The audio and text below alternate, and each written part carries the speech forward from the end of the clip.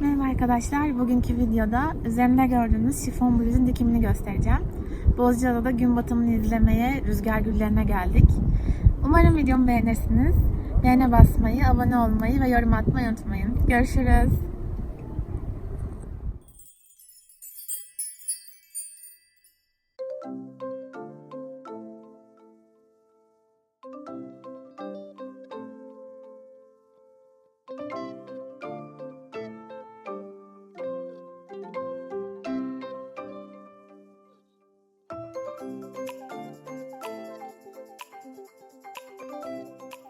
Kumaşımı 4 kat katladım. Üzerime bol gelen bir tişörtümü üzerine yerleştirdim. Hatta erkek tişörtü kullandım. Şifon zor bir kumaş. Kaymaması için iğneledim. Kayık yaka yapacağım için omuzuma ve göbeğime iğne ile işaretler koydum. O kadar keseceğim.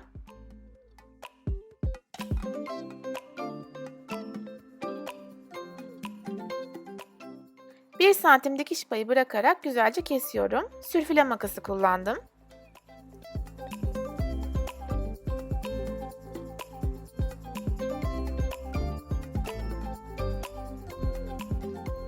Kat yerinde 2 santim pay veriyorum.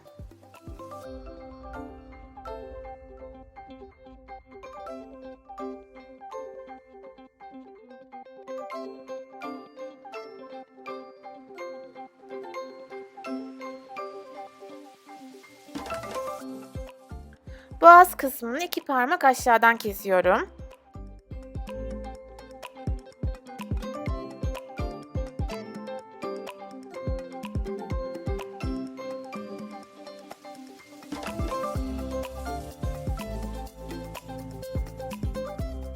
Ön parçamın yakasını ve kol evini biraz daha tıraşlıyorum.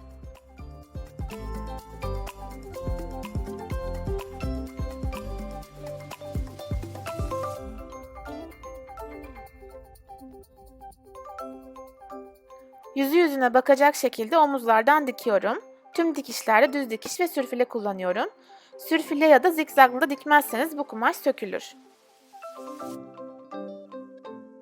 Dikişe başlamadan önce artan kumaşlarınızı, ayarlarınızı düzeltin. Ben tansiyonu 4 yaptım.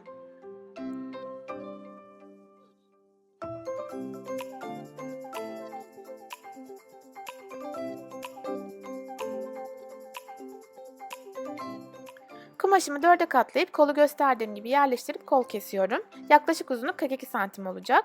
Birazcık fakir kol olsun istedim. Kolu kıvıra kıvıra işaretliyorum ve 1 santim dikiş payı verip dümdüz aşağıya kadar kesiyorum.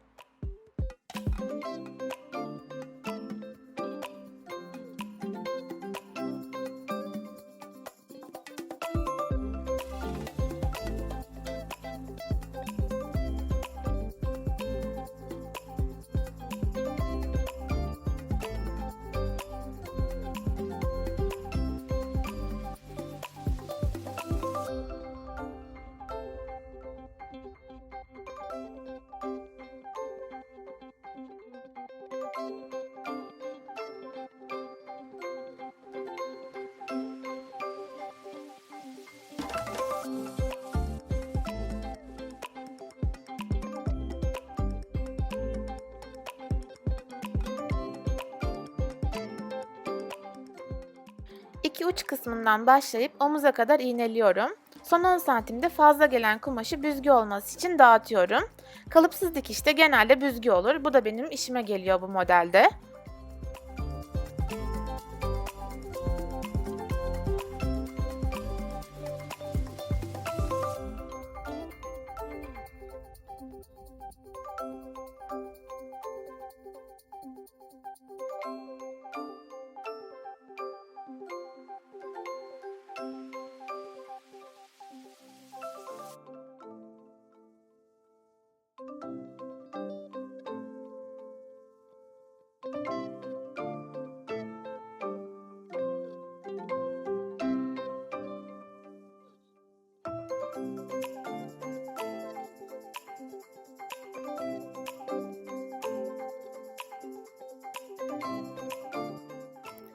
Aynı şekilde diğer kol evini de iğneleyip güzelce dikiyorum. 20 santime 70 santim 2 tane parça kestim. Bu kumaşlarımı yanlardan birleştiriyorum. Uzun kenarın bir tanesini sürfüle yapıp 1 santim içeri kıvırıp diktim. Diğer tarafını da mezuraya lastikleyip sarıp onunla dikeceğim. 1 santimden dikmeniz uygundur.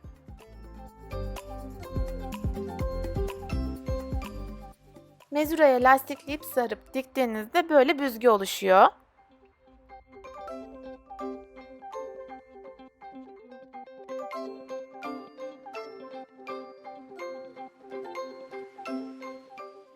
Arkadaki kesik kısmı boydan ölçüp 2-3 santim uzunluğunda, 5 santimde genişliğinde 2 tane kumaş kestim. Gösterdiğim gibi önce yüzüne bakacak şekilde iğneleyip dikiyorum. Yine gösterdiğim gibi ucunu bu sefer tam tersi yönüne döndürüp dikiyorum.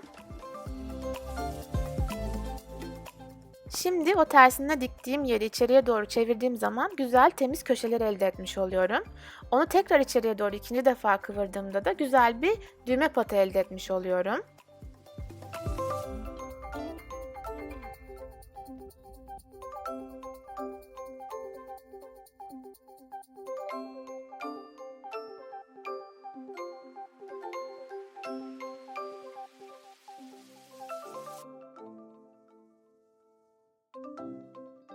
Bu kıvırdığım yerin dört bir tarafını da çima dikişiyle dikip güzelce temizliyorum. Bunların aynısını karşı tarafa da uyguluyorum.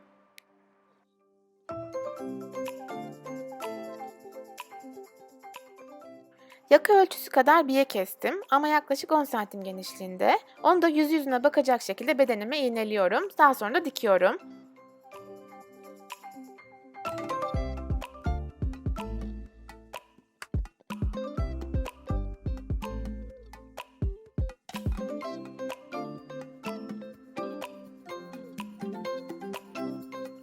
Aynı düğme patında olduğu gibi tam ters yönde kenarları kapattım.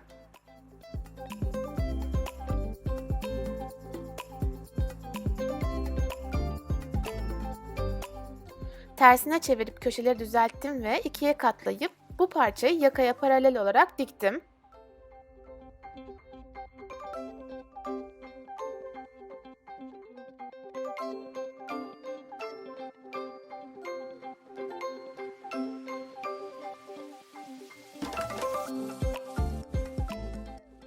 Ardından bu parçayı tamamen içe kıvırıp iğneledim. Bu benim hem biyem hem pervazım oldu. Bu parçayı biraz verev kesseydim daha iyi olurdu. Siz üşenmeyin.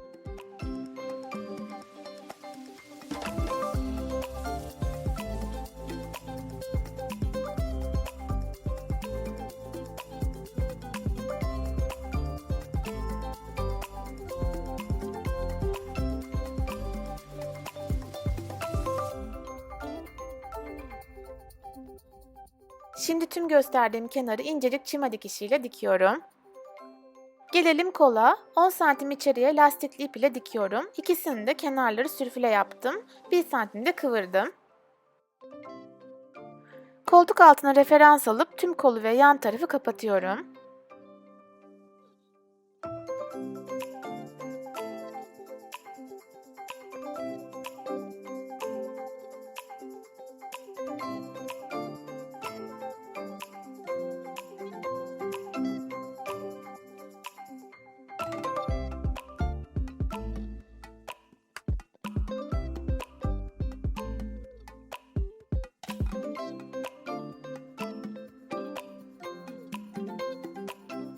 Bu az önce diktiğim büzgülü parçamın iki yandaki dikişiyle bedenimin iki yandaki dikişini referans alarak iğneliyorum. Arkanın ortasında bulup düğme patı yaptığım yeri de oraya iğneleyerek, gerdirerek dikiyorum. Yine düz dikiş ve sürfüle dikişi kullandım.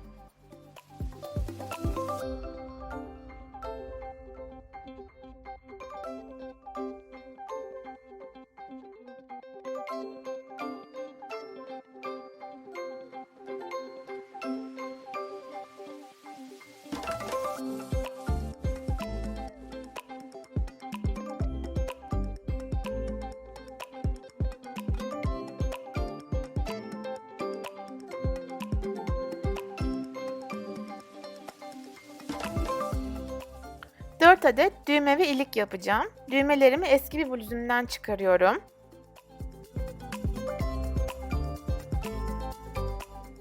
Kalan kumaşlarımdan düğme için biye yaptım. 7 santim kadardı bu kumaşım. 2'ye katlayıp tersinden dikip düzüne çevirdim.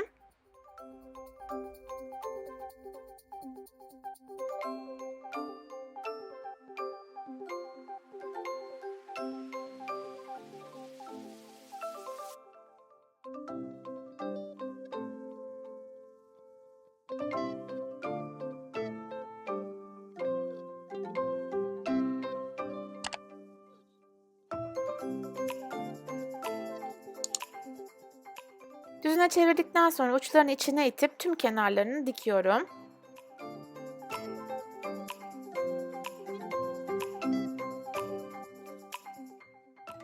Bu kestiğim 4 adet biyeyi düğme patıma güzelce iğneleyip dikiyorum.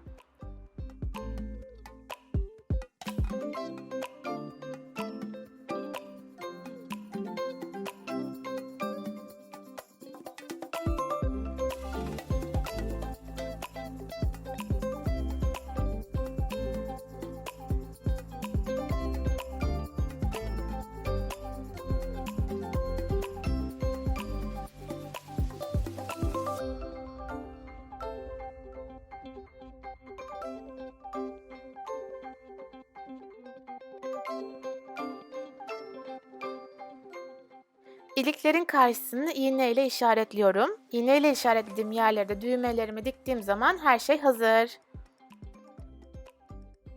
Geriye sadece ütülemek kalıyor.